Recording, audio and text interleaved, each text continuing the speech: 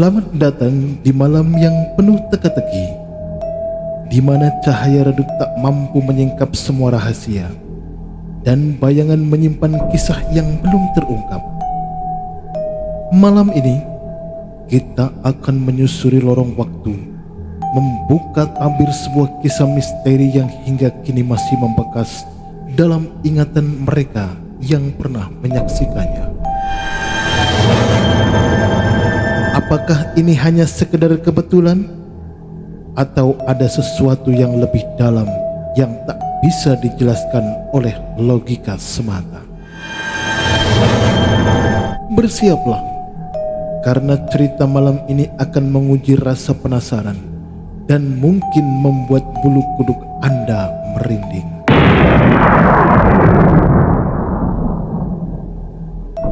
Kisah misteri kali ini menceritakan tentang asap sate di malam Jumat.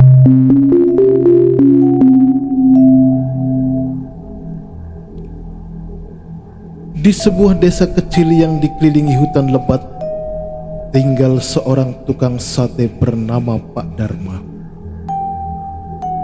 Setiap malam, terutama malam Jumat, ia selalu menjajakan satenya keliling kampung. Dengan gerobak tua yang mengeluarkan asap pekat dan bau daging terbakar yang menggoda.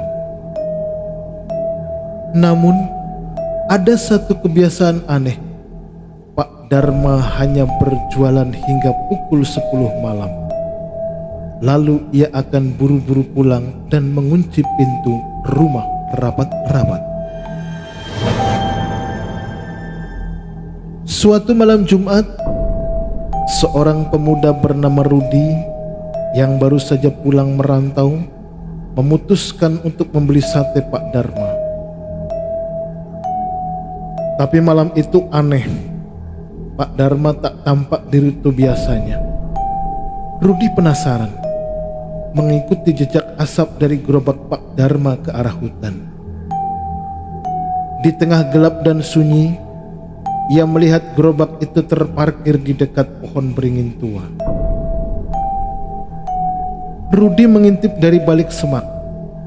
Ia melihat Pak Dharma sedang memanggang sate, tapi dagingnya bukan seperti daging biasa.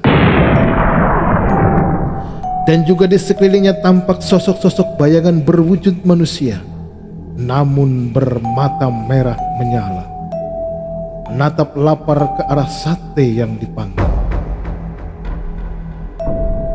Pak Dharma berbisik, "Ini sate pesanan kalian.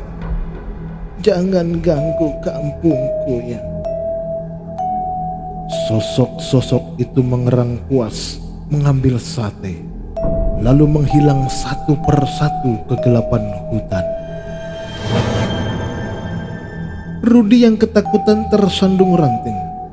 Membuat suara keras Pak Dharma menoleh, matanya melebar. "Siapa di sana?" teriak Pak Dharma. Rudi berlari dan sesampainya di rumah langsung masuk dan menutup pintunya rapat-rapat.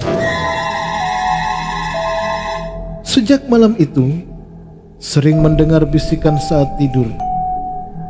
"Kau sudah tahu rahasia kami. Kini giliranku mencicipi." Dan setiap malam Jumat, bau sate semakin dekat ke jendela kamarnya, meskipun ia tak pernah lagi melihat Pak Dharma di kampung.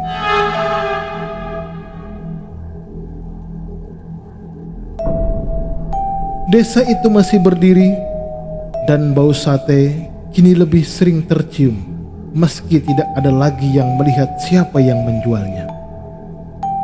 Setelah malam itu, Rudi berubah.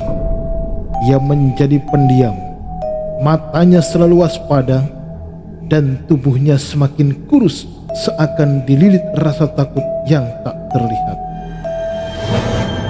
Setiap malam Jumat, ia kerap terjaga, memeluk tubuhnya sendiri sementara suara gerobak berderit dan bau sate gosong tercium hingga ke dalam kamarnya. Ia mencoba menceritakan apa yang dilihatnya kepada tetua desa, namun mereka hanya menatapnya dengan tatapan kosong. Salah satu dari mereka yang bernama Mbah Karto mendekatinya diam-diam lalu berbisik, "Kau tak seharusnya ikut campur, nak. Pak Dharma bukan tukang sate biasa. Ia penjaga perjanjian lama." Rudi pun menuntut penjelasan dan Mbah Karto akhirnya menceritakan kebenaran. Bertahun-tahun lalu, desa ini diteror oleh makhluk-makhluk hutan yang meminta tumbal manusia. Pak Dharma yang pada saat itu masih muda menawarkan diri membuat sate khusus untuk mereka dari daging hewan tertentu yang hanya ia tahu. Sejak itu, desa aman, tapi syaratnya tak ada yang boleh tahu, tak ada yang boleh melihat. Begitu kata Mbah Karto. Sedangkan kamu sudah melihatnya, Rudi. Berarti kamu sudah melanggar, lanjut Mbah Karto. Beberapa hari kemudian, Pak Dharma menghilang. Gerobaknya ditemukan terbakar di pinggir hutan. Arangnya masih hangat dan bau sate menguar tajam. Di atas arang itu tertinggal satu tusuk sate utuh. Dagingnya yang tampak aneh seperti jari manusia.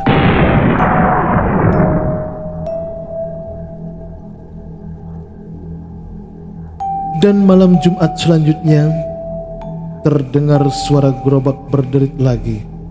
Tapi kini bukan Pak Dharma yang mendorongnya, akan tetapi Rudi yang mendorong gerobak sate tersebut.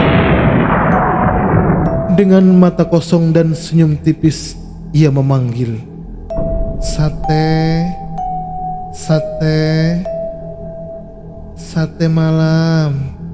Siapa yang mau coba?" Bau daging terbakar menebar di udara, lebih tajam dan lebih amis. Malam semakin larut, dan kisah misteri yang baru saja kita dengar perlahan menghilang di telan gelap. Apakah kebenaran memang telah terungkap? Atau justru masih tersembunyi di balik bayang-bayang?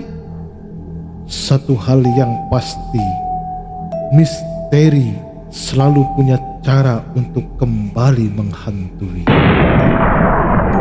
Saya Kang Modin, pamit sejenak. Sampai kita bertemu lagi di kabar misteri berikutnya.